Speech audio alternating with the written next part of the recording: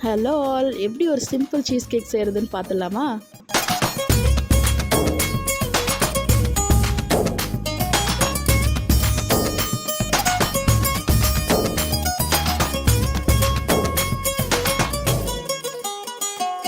சொட்டு சொட்டு தேனா நீ நெஞ்சில் விட்டு போனா எங்குதல் என் மனம் துள்ளி துள்ளி தானா